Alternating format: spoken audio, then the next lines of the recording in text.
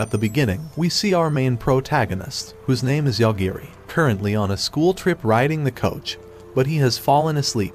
While sleeping, Yagiri is in a dream about his past, where we see a younger version of himself, walking in a corridor of a secret underground facility, where he was raised as a smelly lab rat. Just like the bitch from Stranger Things. We see bullets flying in all directions, but my bro is like Neo from the Matrix, and doesn't give a single shit about these bullets. And he starts calling out to his foster caretaker, who he calls his mother. She is known as Miss Asaka, and Yagiri is super mad right now, as someone has taken his mother hostage while pointing a gun. At this moment, his mom gets worried and tells Yagiri to stay back, while saying she's sorry to the boy. At this moment, the person with the gun starts to make fun of the 11-looking Stranger Things nerd, and tells him he's nothing but a worthless little orphan, who has nothing left now. And just before the thug pulls the trigger, suddenly Yagiri looks at the culprit's disgusting ugly face, and uses a special instant death ability, which eliminated the thug's life without Yagiri even touching him at all. This shocks his mother Miss Asaka,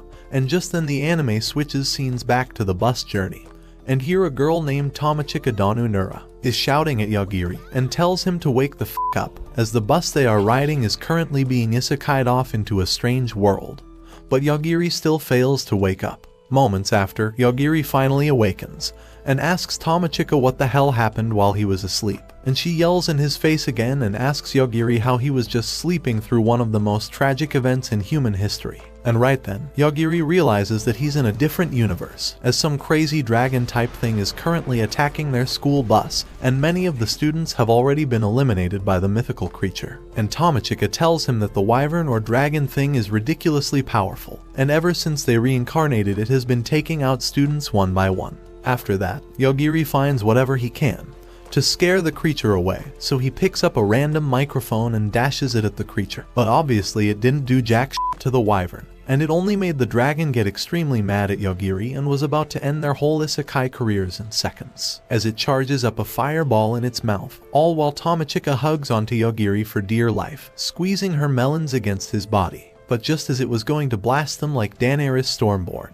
Yagiri simply looks at the dumb dragon right in the eye, and within a second, the giant overpowered creature drops to the floor, and has been eradicated from its own world by this scrawny Stranger Things kid from Japan. And after he tells Tomochika that she owes him some cheeks for saving her life, and after he plays some Super Mario like an absolute boss, and has nothing to worry about. After that, Tomochika tells Yagiri that if he doesn't put away the Game Boy, she won't let him squeeze her soft melons ever again. So he puts it away, and she starts to explain what the hell happened to their school trip. And here, Tomochika tells Yagiri that while the bus was heading through a tunnel, as soon as they came out the other end, the whole scenery changed and they arrived at a beautiful meadow. And some random, rude and very entitled fairy goddess named Sion appeared on the bus and welcomed them all to her world, which pisses off the school's headmaster, and as soon as he smelt Sion's hand, he vanished into thin air. She warns everyone on the bus that her hand will make any one of them disappear like she's wielding the Thanos gauntlet,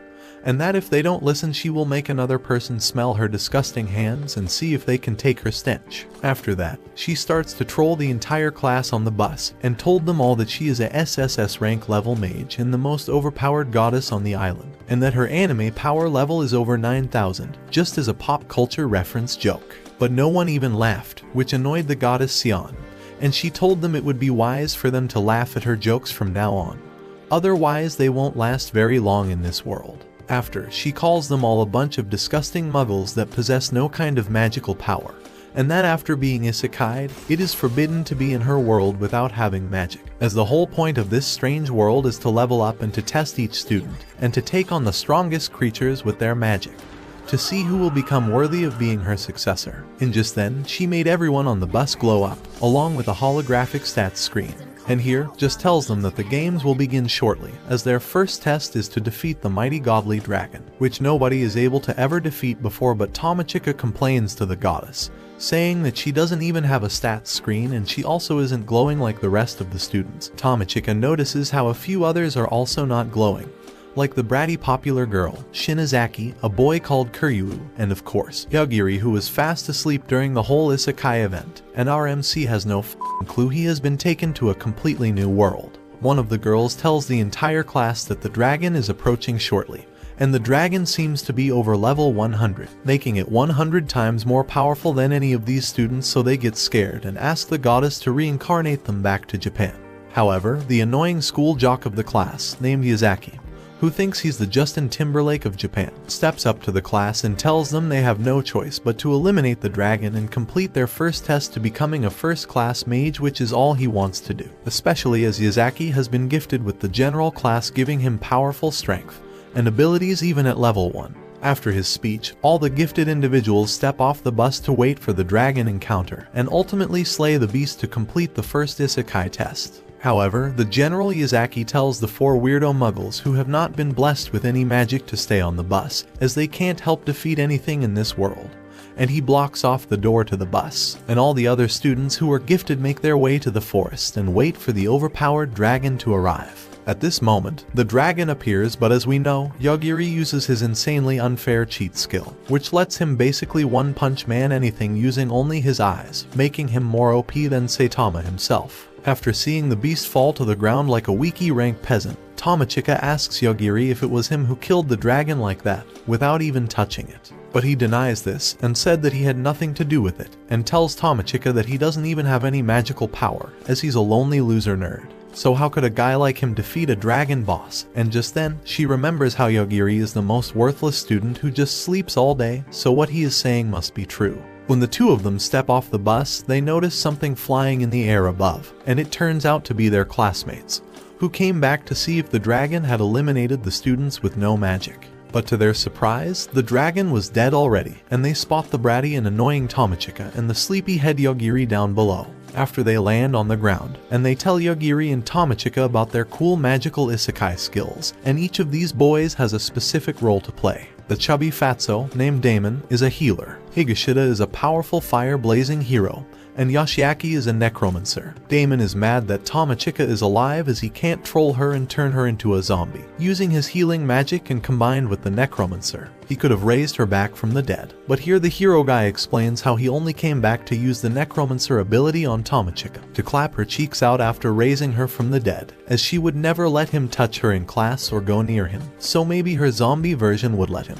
But here Tamachika tells the hero to f*** off, calling him the ugliest person in the class. So he displays how strong he is compared to her, showing off his insane fireball ability, and threatens Tamachika, requesting to let him smell her feet, otherwise he will eliminate both of them. But right then, Yagiri tells the dumb hero boy that he's actually weaker than he thinks, and points his scrubby chubby finger at him, and tells him to drop dead. They all start bursting out laughing, and think Yagiri is just trying to troll them. But a few seconds later, the fireball hero guy falls down instantly, and has been eliminated by Yagiri, without him even touching him, shocking the 2 other dweebs, as they witness their friend perish into nothing.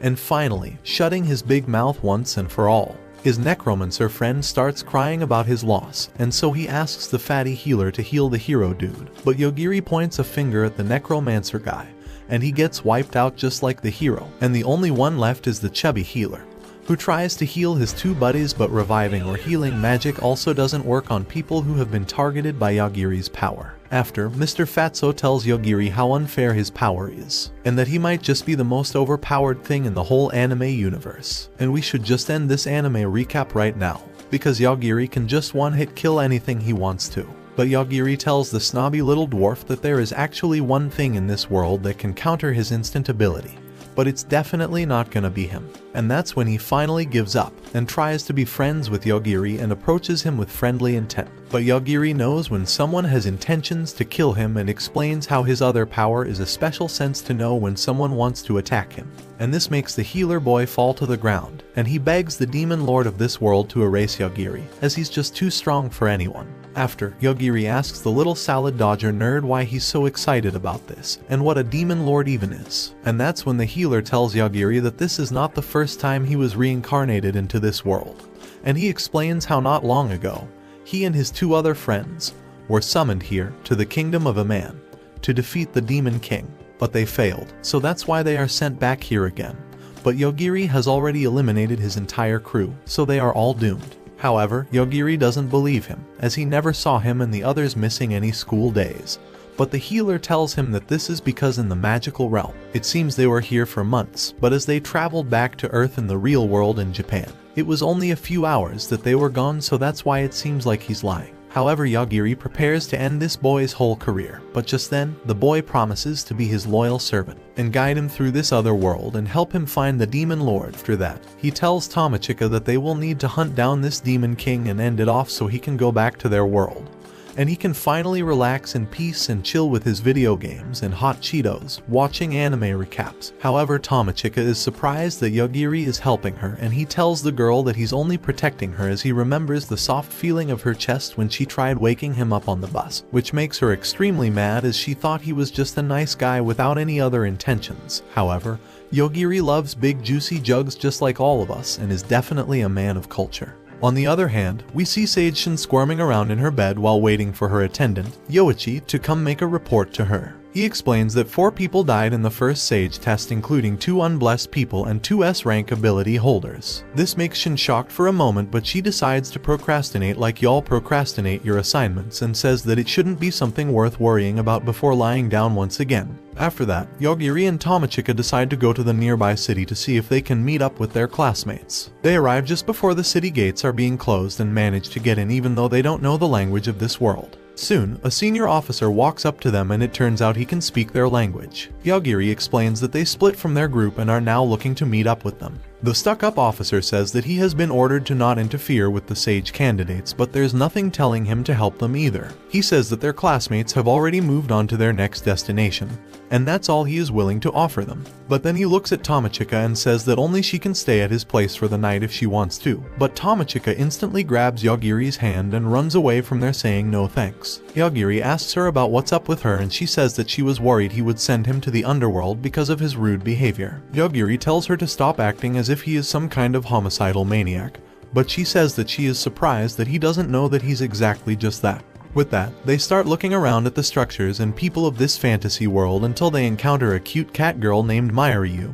who offers to help them for free. They ask her why she is doing that and she explains that her goal is to date a Sage candidate, and that's why she is trying to become friends with as many male candidates from the Sage exam as she can. She says that she heard that they are prone to simping for cat girls like her and are usually really powerful and rich as well, so she is banking on her race and cute face. They decide to go along with her as she shows them around, and Tomochika ends up buying a bunch of clothes as well. But by nightfall, it ends up just as Yagiri expected it to, as they find out that the cat girl is actually part of a gang of bandits who surround them and plan to sell them off as stress relief slaves. After confirming that they are up to no good, Yagiri begins the slaughter by telling everyone behind him to die and then starts picking the ones in front of him one by testing his ability on them. He tests out if he can make certain body parts of them to die only instead of putting them down totally, and keeps doing it until only the cat girl and the leader of the bandits is left behind. After that, he tests some delayed functionality by telling them to die and lets them run off for a little bit before the ability kicks in and sends both of them to Hades as well.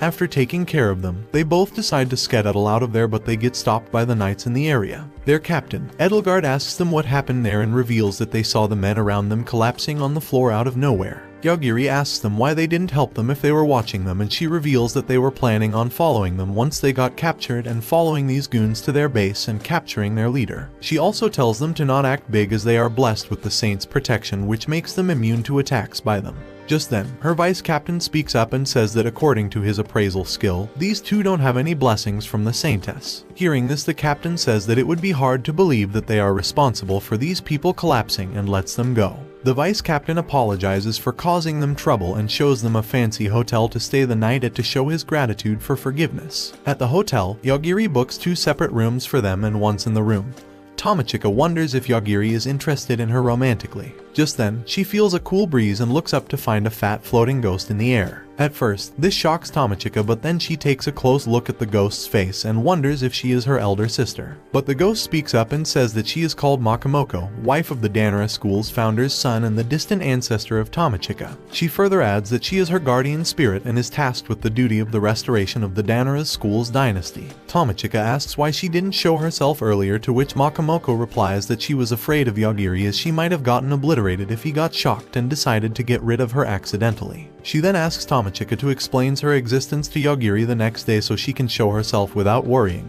and then tells her that she will protect her from supernatural threats, and that she is the one who protected her from getting that blessing from the Saintess as well, because once you accept it, you become a puppet to her. She further adds that her wish is for Tomochika to return to her real world, and to make that happen, she will pass on the secret techniques and abilities of her family to her so she can fight on her own as well. The next morning, Tomochika walks down and meets up with Yogiri and asks him if they would be chasing after their classmates right away. Just then, the concierge walks up to them and introduces herself as Celestina. It turns out this hotel is a first-class establishment for rich people that takes care of anything and everything they request of them as long as they can pay for it. Yogiri asks her for help with locating their classmates, and she gives them a map to the royal capital and 2 tickets for a train headed there. She says that according to their information network, their classmates are making their way to the capital through the forest while slaying local monsters to grind some levels. Yogiri also gives her all of their gold and valuables to invest in some form of high-yielding accounts, and she prepares some items including a charger for Yogiri's Switch and translations to help them on their journey as well. After that, they board the train and head to the capital, and on their way, Tomochika also tells Yogiri about Makamoko and they chill out. Tomochika eventually ends up sitting beside Yogiri while cranking his charger while wondering about their classmates when Yogiri suddenly grabs her and ducks down as a powerful slash attack cuts their roof over their head in one go. The train conductor tells everyone to calm down and to make their way to safety as they spot a robotic alien called Aggressor who is invading their world, fighting a sage named Santaru. Their battle looks something out of this world, with each of them throwing mountain leveling attacks at each other. Tomochika asks Yogiri if he's going to put them both down as they came in his way, but he says that that's not a reason to kill someone. He says that he has to set up a clear standard so he doesn't end up killing innocent people for small things like annoying him and such, as that's unfair. Soon, the sage and the aggressors battle take them near Yogiri, and the sage, being the stuck-up piece of ass that he is, kills a lot of train passengers behind them, saying that they are just collateral damage to their fight, and that Yogiri and Tomochika should be bowing their head down in front of his mighty sage ass. This annoys Yogiri enough to turn the sage life switch off, and seeing this makes the aggressor really afraid of him. He completely surrenders in front of the Opus protagonist and offers to help him in any way he can. Yogiri asks him about ways to return to his original world, and the robot says that he only knows how to go back to his own world and can't take him there because he's too dangerous for one, and secondly, he hasn't brought his real body here, so he can't really take objects out of this world with him anyways. Besides that, he tells Yogiri that if he has enough mana and the right coordinates, then he can certainly go back to his real world.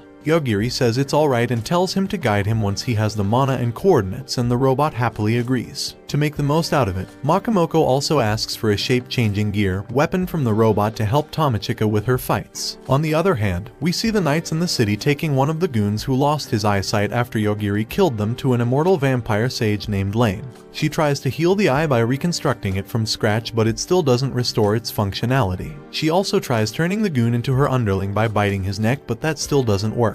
But then someone breaks into their room, and it turns out to be a hero who is supposed to be fighting monsters and aggressors. The hero, Ein, says that he must put an end to the tyranny of the sages and uses his special attack called a plane and 2 towers to blow the whole place up, but it doesn't do any damage to the vampire sage, as she says that if it were to be so easy to end her life, things would have been so much better. She then says that she's too bored to deal with him and simply kicks him out of her tower without killing him. After that, she tells the knights to follow Yogiri and find where he is, and then heads off to meet Sage Shin and talks to her about this instant death ability guy. Shin says that she would prefer if Lion didn't interfere with the sage candidacy tests, but if she takes care of the calamity called darkness for her, then she will allow it. Lion agrees and tells the captain of her underling army called the Immortal Corps, Masayuki, to go to the city of Hanabusa as she might need them there. Meanwhile, we see Yogiri and Tomochika making their way to the nearest city from their train wreck, which happens to be Hanabusa as well. It turns out to be a pretty modern city with tall skyscrapers and constructions resembling modern-day Japan. While walking through, Makamoko notes that instead of being protected by physical walls, the city is surrounded by a protective barrier that keeps monsters out. They soon reach the first-class hotel that Celestina recommended to them, and after walking inside, coincidentally meets up with one of their classmates named Yuuki, who's now wearing some fantasy clothes. Tomochika asks him what he was doing there, as the others should still be in the forest working on their levels, but he says that he moves separately from them as he has a far superior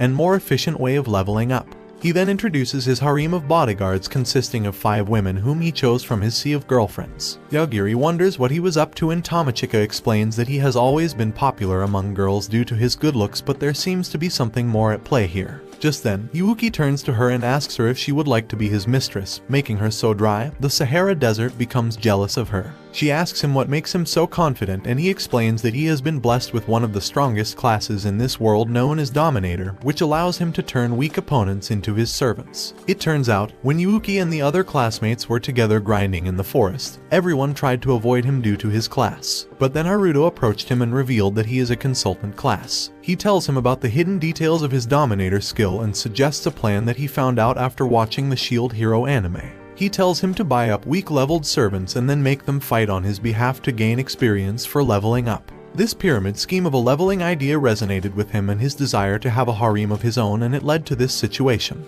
After hearing him out, Tomochika rejects him and says that she would stay with Yagiri, and they both walk away. Meanwhile, we see the vampire sage, Lion, engage in a battle with the aggressor called the Darkness. Yagiri decides to get some rest and ends up sleeping in for 3 days straight while Tomochika waits for him in her room for all this time. While doing that, Makamoko tells her about someone keeping an eye over her with hostile intent, and she decides to wake Yagiri up and tells him to come to her room. Yagiri walks out and uses his hostility detection haki and then no-shots Yuuki's weakest bodyguard, Erika, with his instant death ability. After that, he walks into Tomochika's room and tells the hotel's reception that a woman collapsed in the hallway on his floor. At the same time, we also see Lion's immortal core rampaging across the city's street, riding over civilians and turning them into zombies, making them part of her army. Meanwhile, Yuuki notices that Erika's signal has vanished and he wonders what happened to her and sends 2 of his bodyguards to secure Tomochika while clearing a 150 floors deep dungeon by turning defeated monsters into his servants. On the other hand, Yagiri and Tomochika decide to get out of the hotel to avoid any fighting with Yuuki,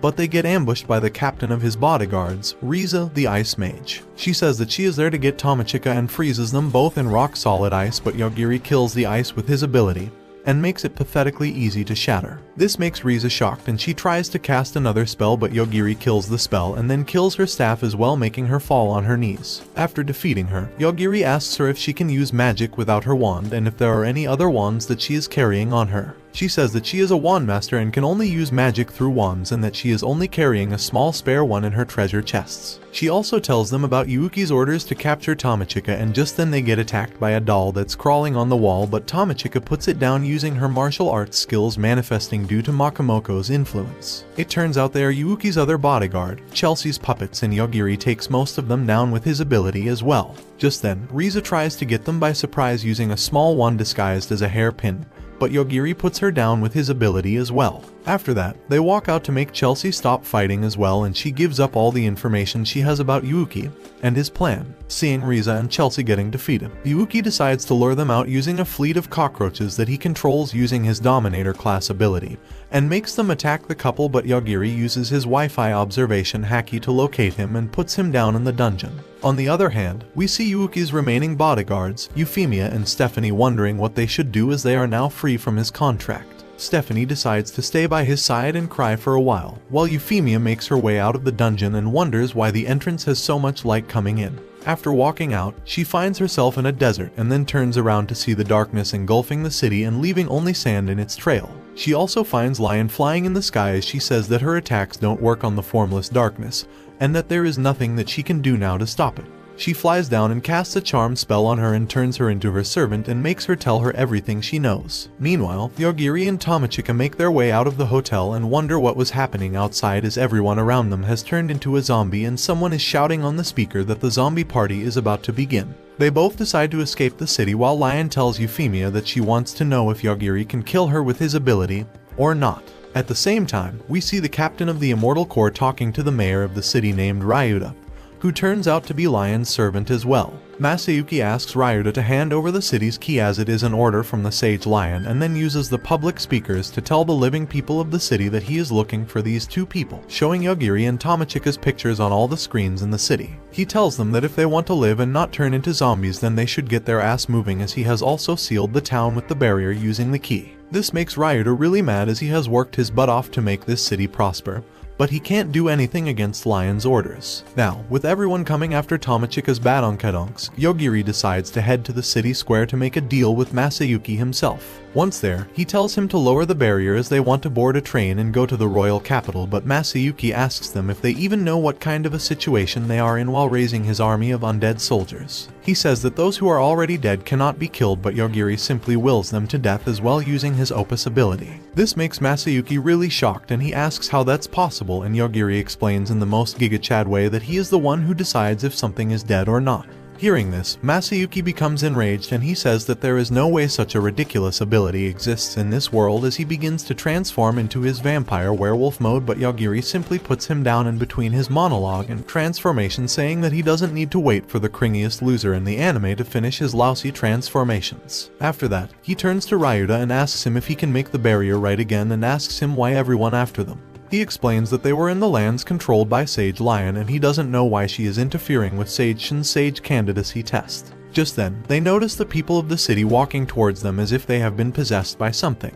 Makamoko says that it looks like they are being controlled using some sort of spiritual link, and Ryuta says that if that's the case, he should be able to protect them using the city's barrier, but to his horror, the barrier doesn't work and it looks like Lion is interfering with it herself. With this, the civilians start attacking Yogiri and start falling down around him like dead moths as his ability automatically sends them to the underworld. Yogiri notices how seeing them die is pretty tough for the mayor and tells him to get close to him unless he wants to get hurt by them. He says that it feels like someone is trying to test the extent of his abilities and how something similar has happened to him in the past. At the same time, we see Lion looking over the city from afar alongside her newly acquired servant as the darkness gets closer to where Yogiri is. She creates a copy of herself without Yogiri's memories and tells her to go up in the sky and multiply and then to attack the city if they see something unusual happening, like the darkness attacking or suddenly vanishing.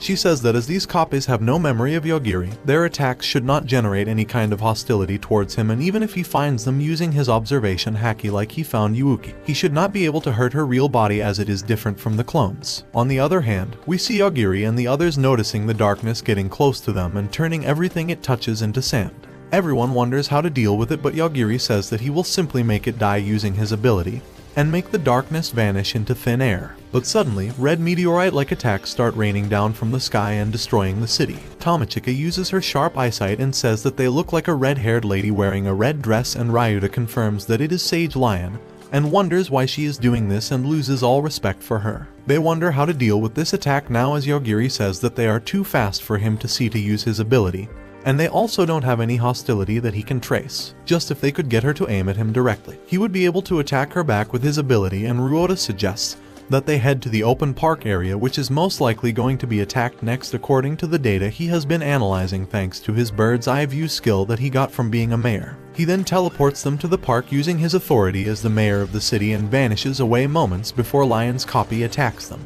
Tomochika manages to spot it just in time for Yogiri to locate her and put her down using his ability. Tomochika also defends them against the blast using Makamoko's powers and the shape-shifting material they got from the giant robot aggressor. On the other hand, we see Lion talking to Euphemia as she reveals that all of her puppets were defeated using Yogiri's ability. She says that now she just needed to create puppets with different memories so he can't target them all at once, but to her surprise, her real body gets killed in her home, which leads to her total demise. But before falling down, she feels relieved as it will be her way of getting a new life using one of her experimental bodies that she created biologically without any memories of her. Just then, we see a young pink-haired girl waking up in a coffin somewhere in a mansion as it picks up a projection stone that has the last message of Lion recorded in it. The message tells her who she is and how she wants her to live her own life and how she doesn't have any of her memories to prevent getting affected by Yogiri's ability. Back in the town, we see Yogiri and Tomochika returning to Ryuta as they reveal that they defeated the sage and ask him if it bothers him at all. Ryuta says that he has no respect for someone who harmed his precious civilians and gives them a military-grade car to travel to the royal capital.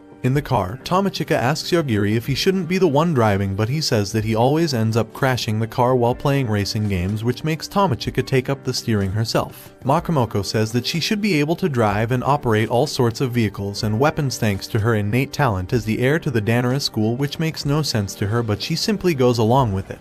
While all of this is happening, we get to see a small glimpse of what the other sage candidates are up to in the forest. The samurai class candidate named Ryoko finishes her monster slaying for the day and heads back to her camp where she finds the American ninja class student, Carol, holding her phone in her hands. She asks her what she was doing in her camp with her phone and she explains that she found it lost in the woods and was here to return it. She also reveals that she took the liberty of going through her applications to see what they were using to track Yogiri. It turns out they are both government spies from Japan and America respectively who joined Yogiri's class to keep an eye on him. The Americans have been using a satellite to keep an eye over him in the real world, but it has no use in this world. That's why Carol was looking at what the Japanese use, as they are the ones with the physical custody of him. Ryoko opens up her application, and to her horror an alert shows up saying that the first door of Alpha Omega is opening up. On the other side of the map, we see Tomochika driving like a panicked duck as she makes life-saving turns around the crazy mountain path to reach the capital. She eventually comes across a giant boulder in their way and decides to stop while looking at Yogiri, who is somehow sound asleep even with all of her screaming and this crazy ride. Just then, we get to see what Yogiri is dreaming about as we dive into a flashback from his childhood, when this office lady first met him and gave him his name, Yogiri, and taught him how to shake hands with other people. This lady is called Asaka Takatu and sees her signing an agreement form while giving an interview for a special job. The agreement says that she won't complain even if she dies during the course of her term. At first she decides to walk away instead of signing her soul to the devil, but the interviewer, Yukio, manages to convince her by telling her that she would get retirement benefits if she agrees to it. After signing the agreement, she asks if they are some kind of super secret evil organization or something, but the scientists say that they are a respectable association who conduct special human experiments for the betterment of their society.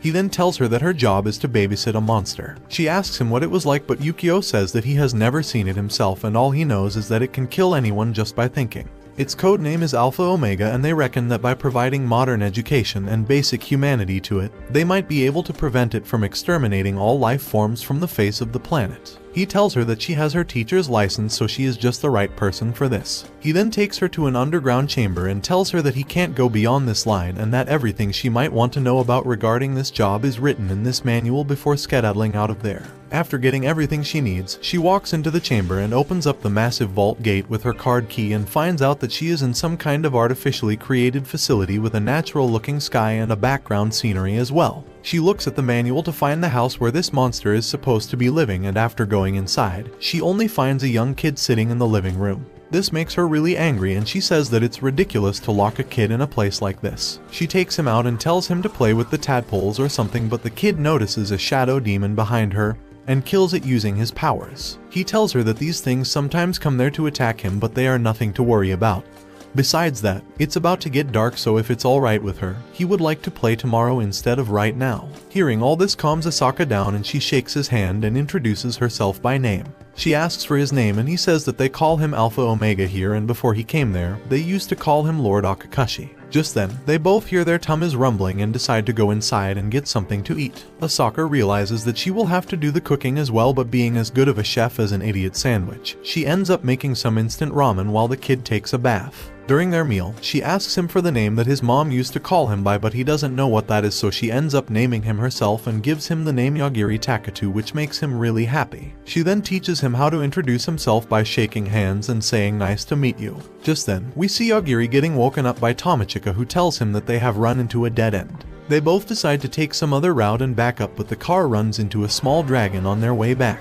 They both get out of the car and Yogiri takes care of the monster before a fleet of dragons come out of nowhere and start flying towards them as well. Yogiri no-shots them all as well, and after that, they get to meet a golden lightning dragon who says that they pass and starts flying away, but Yogiri stops it and tells it to come back and to tell them what it meant by that, or else he will do some pest control on it as well. The dragon comes back and transforms into a little kid and explains that she was testing them to see if they were worthy of seeking the Swordmaster. They ask her who this Swordmaster was, which makes her surprised as she thinks that they were there to take the Swordmaster's test. They tell her that they were just on their way to the royal capital and got lost, to which she introduces herself as Attila and offers to help them if they agree to go see the Swordmaster with her. After agreeing, she takes them into a mystical forest where the Swordmaster is gathering all the test takers. There they meet the old guy named Urabe, who announces that if in 10 minutes there's not half of them left there, all of them would fail, which marks the start of a massive battle royale. The first one to get sliced and diced is this unlucky loser, followed by a bunch of others, including a shady group of magicians that Yogiri sends to hell with his ability.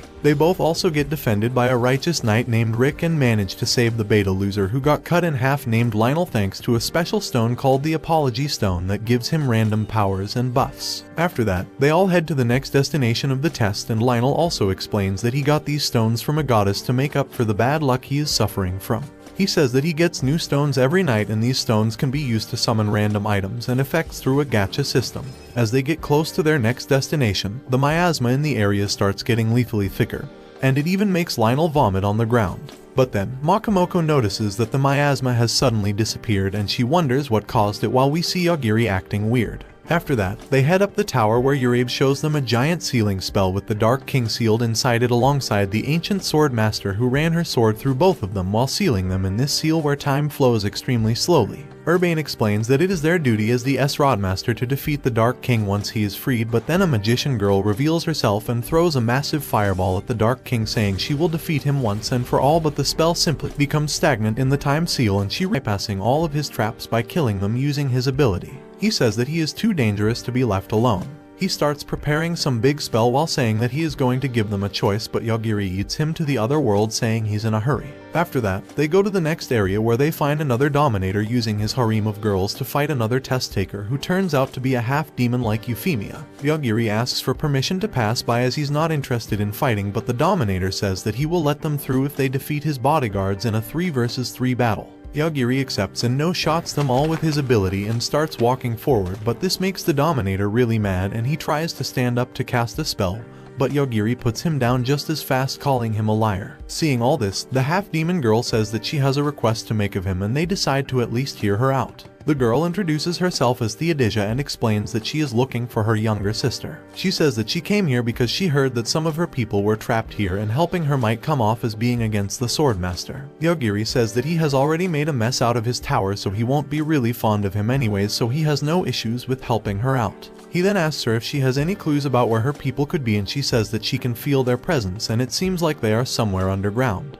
Just then, Rick, Frederica and Lionel walk into the arena as well, and it turns out Rick and Frederica were helping Lionel gain some points as well because he is a sissy loser. After that, they all reach the bottom floor where Urabe announces that they have all passed the test and have now become the Knights of the Divine King. Just then, the tower's maintainers walk in and tell them that the first barrier around the Dark King has been undone, and for some reason the tower isn't working anymore. This shocks Urabe and he wonders what happened, but then someone suddenly destroys the whole tower above them with a blast and reveals himself to be a high-class demon who is accompanied by another of his kind. Their goal seems to be the resurrection of the Dark King and they prepare to fight Urabe and his knights. The demon seems to possess the power to turn off the humans around him, while the other one seems to be too proficient in magic as he blocks Frederica's fire magic with his bare hands, and then turns her staff alongside her arm into a biscuit and gives her a taste saying she's pretty sweet. Frederica wonders if she will now become a red-haired emperor of the sea, but quickly remembers that she is just a side character for this minor arc. Seeing all this, Lionel decides to use the remaining limited edition gacha roll and uses all of his apology stones to summon some sort of miracle that would help them deal with the demons,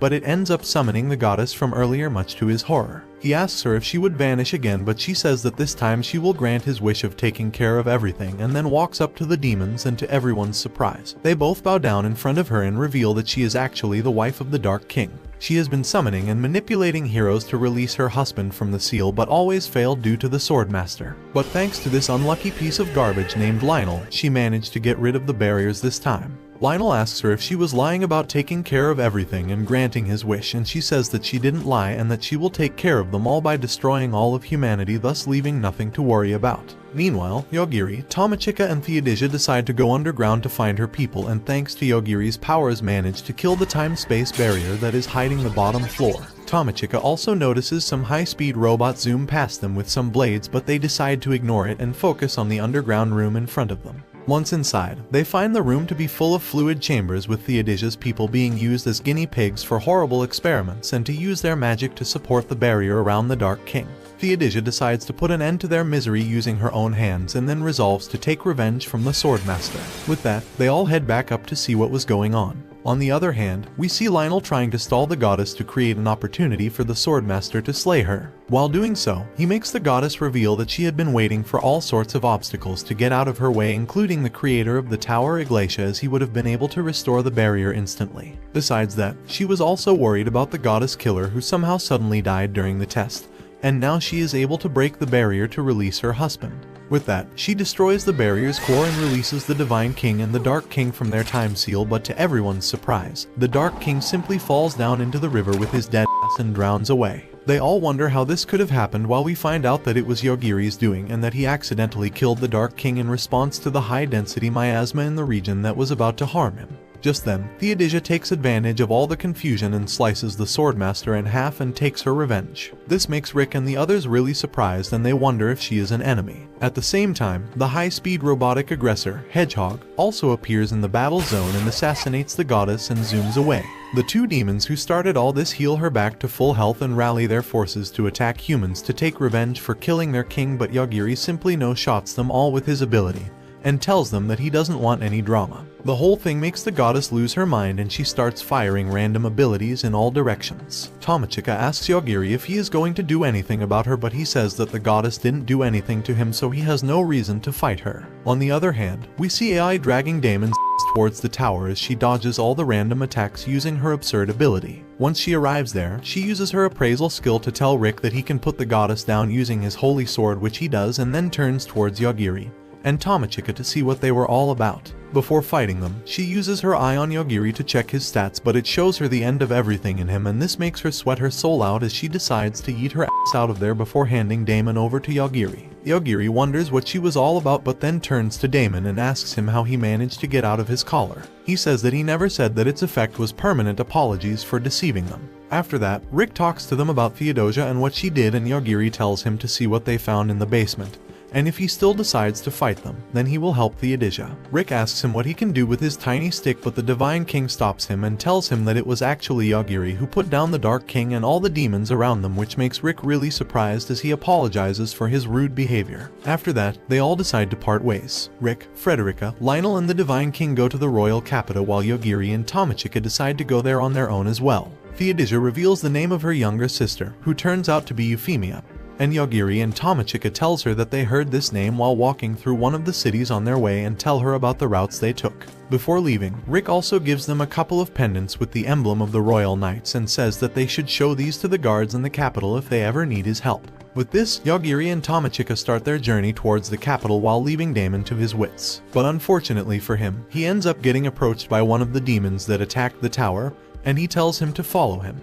While all of this is happening, we see Shin sipping on some sweet tea as her knight reports to her about AI and Yagiri. She says that she shouldn't interfere with the sage candidates and decides to summon someone from Yagiri's world to ask them about him. The summoned guy turns out to be one of the Japanese scientists who were keeping a watch over him, and when he finds out that she is the one who made Alpha Omega disappear from their world, he calls her a savior and thanks her. But then, he notices a warning on his device which says that as a sea-level employee, he is not allowed to be this close to Alpha Omega, and it makes him self-destruct into a pile of pizza sauce right in front of the sage. On the other side of the map, back to where the bus was attacked by the dragon, we see Ayaka suddenly gaining consciousness as she gets brought back to life by some form of sentient chat PT. The AI tells her that she needs to acquire a huge amount of nutritions to initiate her recovery, or else she would end up dead in 30 minutes. Ayaka decides to munch on some delicious rotten dragon ass, and let's talk more about that in the comments. Meanwhile, Yagiri and Tamachika arrive at the royal capital and get stopped by the royal knights, who tell them to get out of their car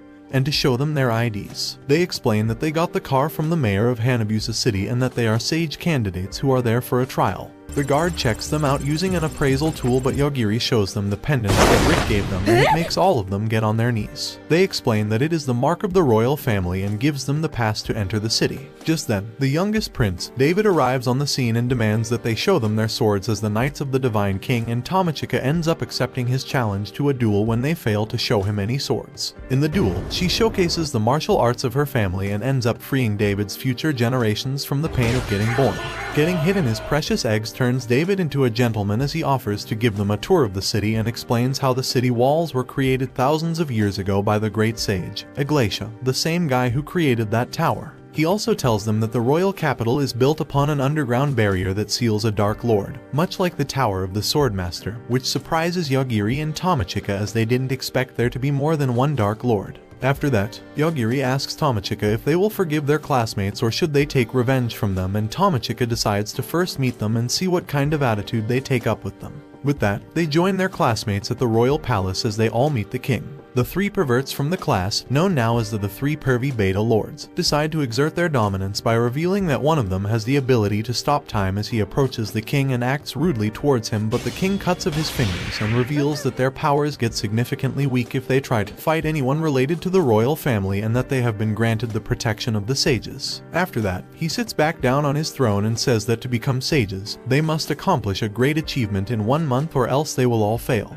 After that, the king walks away and Tomochika and Yagiri make their presence known officially. They all talk it out and eventually Yagiri and Tomochika agree to join them without any violence. They make up a cover story that Yagiri got the skill to kill insects instantly and Tomochika got the skill to create special armor that only works on herself, and thanks to these skills they manage to escape from the dragon. The class captain says that he still believes they did the right thing by leaving them behind as bait, as the survival of many was his priority. With all of that out of the way, they all start wondering about ways to pass the sage exam and eventually end up getting help from the royal family that suggests that they go down the underground dungeon and defeat the Dark Lord as their accomplishment. With this, all of them form groups and go underground, led by David and Rick, who eventually arrives at the royal capital with the Divine King as well. While Tomochika is busy busting her ass off in the underground dungeon, Yagiri joins the group of the losers of their class, including 2 other guys, one with the ability to cook and the other with the ability to read anything. Soon, another guy named Seiichi joins them who has the ability called Death God, which is pretty similar to Yagiri's ability of instantly killing their target,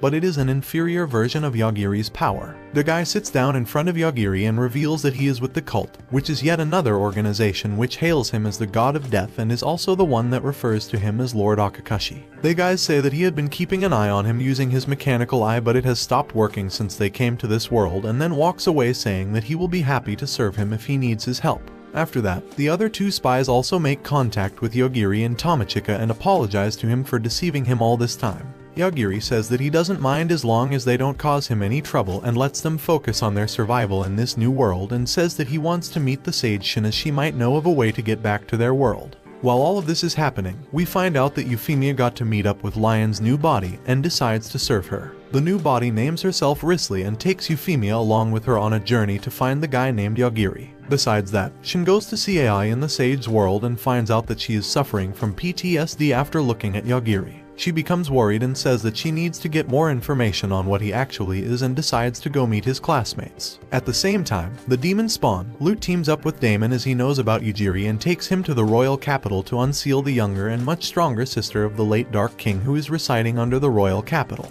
Once they get inside the city, they go to a tavern and try to get information on ways to get inside the underground dungeon.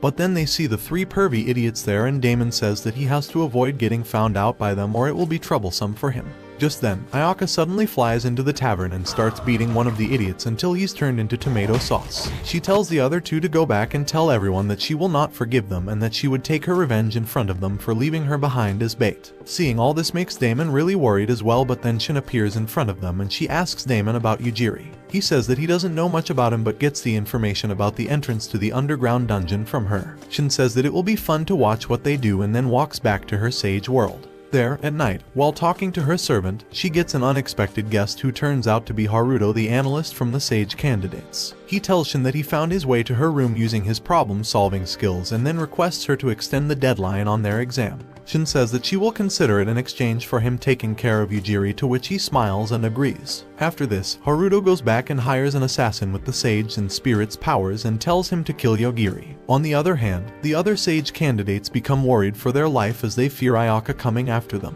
One of them, named Riona, who has the ability to enhance her strength, finds Ayaka and tries to snipe her down with high-speed rocks, but Ayaka tanks it like the Giga Chad she is and goes on to fight with her. She single-handedly destroys her ass and soul, but Riona says that she isn't at her full power because of that stupid king's suppressing quirk that's active throughout the royal capital. Hearing this, Ayaka lets Riona go and heal herself and flies away to burn the king's royal ass to ashes. After taking care of him, she returns to fight Riona at full power and proceeds to utterly destroy her once again. The next night, she fights the cook loser, who somehow manages to actually give her an actual fight as he extrapolates his power by assuming her to be an ingredient, and then using his chef status to fight her using a kitchen knife and a shadow clone jutsu, saying that it is an essential skill for a cook as they often need many hands to keep the kitchen moving. But even after all of this, Ayaka ends up making a roasted barbecue out of him using her draconic flames. Meanwhile, we find out that the reader guy actually has the ability to see the future, which writes itself in his notebook as soon as he makes a choice. While all of this is happening, Damon and Lute go down to the underground dungeon and find out that the Dark King's sister managed to break the seal on her own but decided to stay there to avoid making her brother mad. She suffers from a severe brother complex and loves him a lot, which makes her be good to Lute and Damon as well when they bring her brother's key to her. But when Lute tells her that her brother is dead and who did it, it makes her really mad, and she takes both his arms and says that she will revive her brother and starts engulfing everything around her using her spell. On the other hand, we see Shin arriving in the dining hall to meet the sage candidates after Haruto gets an extension from her. She tells everyone that she is not happy with how the sage exam is turning out and thinks that it is too easy, so she wants them all to fight each other until only one of them is left, and that person would be the only one to become the sage. This marks the beginning of the battle royal as the death god ability guy tries to use it on Shin, but she says that it doesn't work on her as she completely heals herself with a level up and then knocks him out with a flick from her fingers. Meanwhile, Yogiri is being chilling outside and he notices David sleepwalking as if he is under some kind of spell and watches him jump into a ravine. He tries to help him and ends up falling down with him. Underground, the Dark King's sister named Mana turns into her liquid mana form and starts taking over everything in her sight as she starts gushing out of the royal capital with extreme force. While falling down, Yujiri saves himself and David by killing their momentum using his ability, and then meets up with Damon, who is running away from Mana for his life as well. They all end up catching an elevator that takes them back up, and once there, Yujiri goes to meet up with Tomochika to find out what was happening. She tells him about the battle royal and they end up fighting a bunch of their classmates as well. Meanwhile, Ayaka decides that it is a great day to take her revenge and joins the battle royal as well. She ends up fighting a girl who has the power to summon all sorts of modern weapons, and when she starts losing the battle, she summons a nuclear bomb like a sore loser and drops it on Ayaka. The explosion destroys everything around it and also takes Yujiri and the others in its effect, but Yujiri saves them all by killing the laws of physics, because why not? Ayaka manages to survive the explosion by giving up her human form and permanently transforms into her dragon form.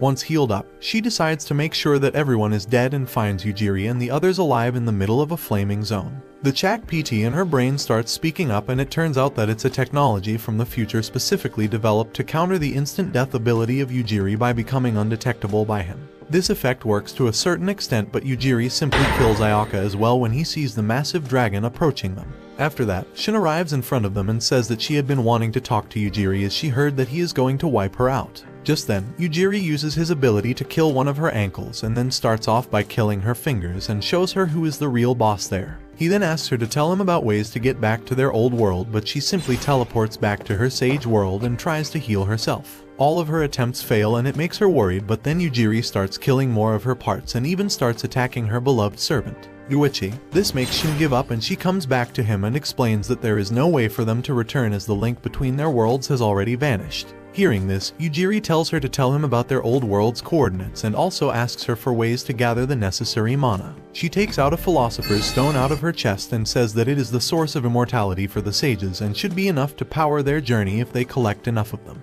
All the sages have them, but the stone loses its power if a sage dies. Hearing this, Yujiri decides to let her leave and goes back to the royal palace with Tomochika, Damon, and the two spies including Prince David. Once they are gone, Mana materializes herself in front of Shin and captures her using her powers and absorbs her in herself while calling her a pathetic loser of a saint. Shin tells her to remember the name of the person who will kill her while referring to Yujiri before drowning in her. On the other hand, Yujiri and the others walk into the castle and find the Archbishop blabbering something about starting his villain arc and being happy about the awakening of Mana, but Yujiri shuts him up with his ability because he's too annoying. Just then, Mana materializes herself in front of them and says that she will destroy them as well, but Yujiri shuts her up as well and ends the final boss fight in a second. With the kingdom now saved, David flies out of the castle on a ship with the spies, while Yujiri follows behind by clinging to Tomochika, who glides down like a sexy Batwoman. Once out, they notice that Damon has escaped yet again, and Yujiri says that it's fine as he didn't like his face to be around anyways. After that, he says that he will now go look for the other Philosopher's Stone so he and Tomochika can return to their world, and says that he would split up from the rest of them. The spies agree to walk their own ways as well and decide to go along with David. At the same time, a couple of aggressors fly down down into the capital to see Mana's destruction and find a hurt Haruto in the mess. They decide to take him with them and fly away. While all of this happened in the royal capital, we get to see a little bit of Theodosia, who ended up meeting again with her sister while saving some of her people from slave traders. There she joins her and Risley and starts heading towards the royal capital because the little pink-haired girl wants to meet Yujiri. They arrive just in time to see Yujiri and Tomochika deciding to go out and look for the other Philosopher's Stones. Seeing them, Risley jumps out and hugs Yujiri and says that she wants him to marry her while offering him her Philosopher's Stone. Yujiri wonders what all this was about, and Theodosia fills him in on how Risley is obsessed with him because she learned about him from her old self after waking up.